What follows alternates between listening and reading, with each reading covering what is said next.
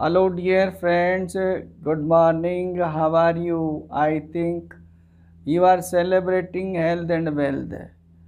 Today, we are going to discuss a new poem entitled Dabur Beach by Matthew Arnold. Let us start to discuss about the part first. We will discuss this poem in two parts.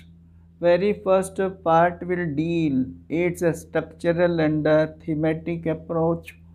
Then in second part, we will discuss a textual paraphrasing. As a matter of fact, Matthew Arnold, born in 1822 and died in 1888, the poet of a Victorian age. Victorian age, the chronologically 1837 to 1901. When we come to very basically about Matthew Arnold, Matthew Arnold is regarded a classical poet, and in English word literature he is known for his certain poems, and especially he is known for his critical essays, his theory in criticism and the principle of criticism. When we come to this poem, the poem is entitled Dabur Beach, that is written in 1851 and published in 1867. When we come to discuss very first, let us come to this poem's structure.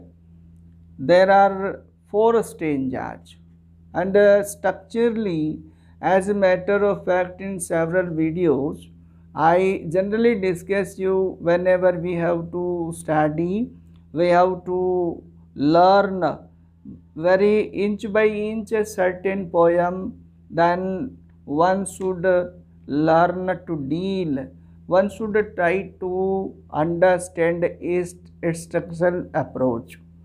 When we come to structural approach textually, then there are four stanzas, and four stanzas, these stanzas are regarded irregular stanzas because very first stanza consisting 14 lines, second runs in 6, third in 8, and the last one, the fourth, runs with 9 lines. That means total in this poem there are 30 plus 7 lines and 4 stanzas.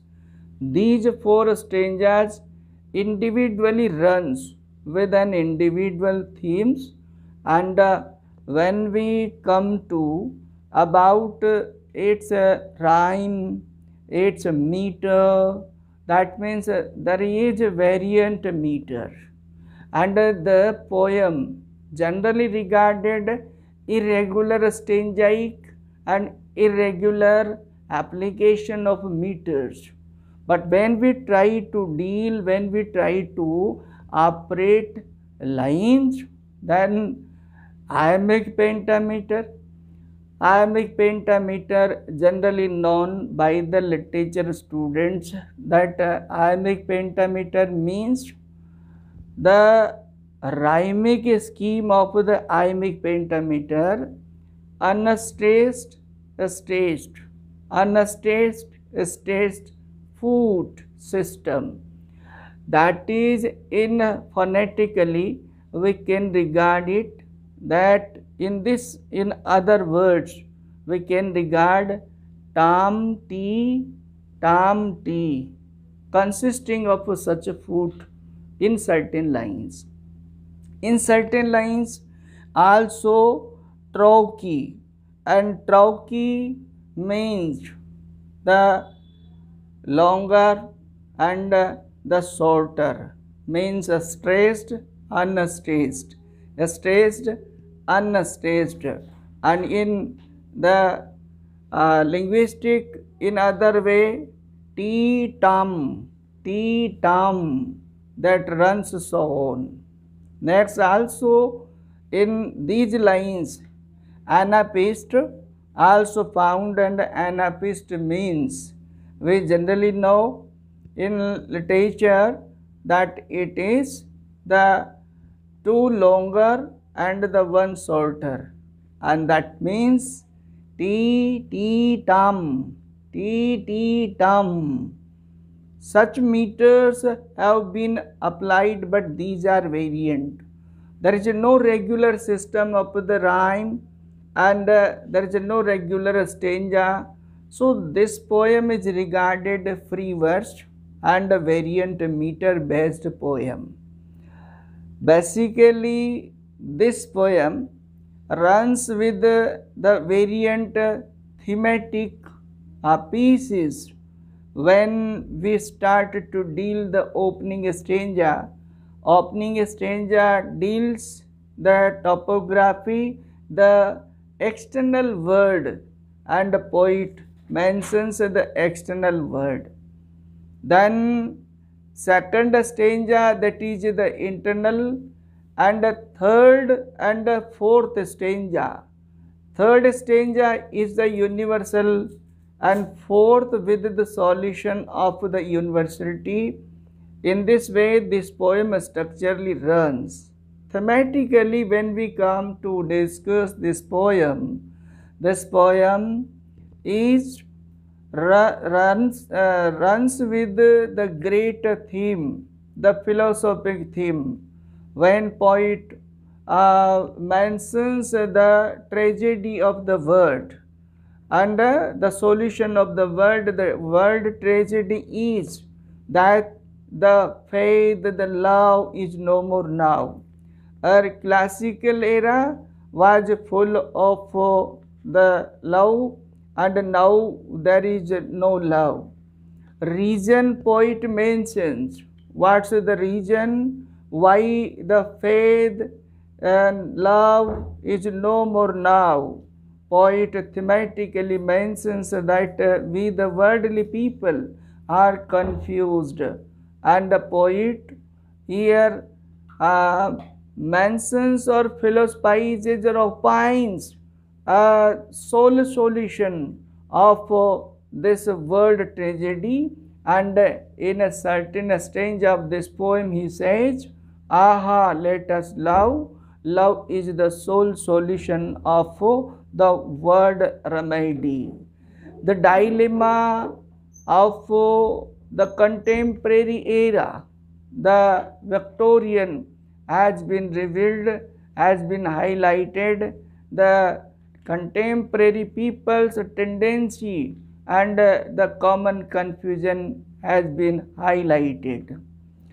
When we will discuss in second part textual paraphrasing, but thematically when we deal, this poem seems the cry of Sorab. In the last line, when poet says that we are confused, that means the call of Sorab, the tragedy of Sorab. Sorab, Rustam and Sorab by Matthew Arnold, and how Matthew Arnold took the idea from Ferdowsi's Shahnama, and that sorrow, that tragedy has been revealed in his certain poems, especially in this poem. This poem thematically also the preaching of Indian or the Hindu theology Gita, how in the battlefield of Mahabharata we each and each are confused, and we have lost our compass, we are confused. Here poet in the very beginning, in the opening stanza, describes geographically the atmosphere. Atmosphere is very fine, very good, but when he comes to the internal world, poet doesn't find the internal world, the human world, that by the grace of the nature, world is the dreamland, but the dream of the human being, the milk of the human being is no more now, and at last poet leaves the sole solution to make this confused world paradisiac, that the sole solution is love. In this way, the poem can be covered, and we will discuss in part second, textual paraphrasing. I think it will be very helpful to you. Try to go through this first part, and then the second will be very helpful. Thank you. We'll meet you in next second part. I would like to request you that very first part will be very helpful when you go through second, and second will be helpful when you have gone through the very first. I hope it will be very helpful to you. Thank you for watching. Meet you in next video.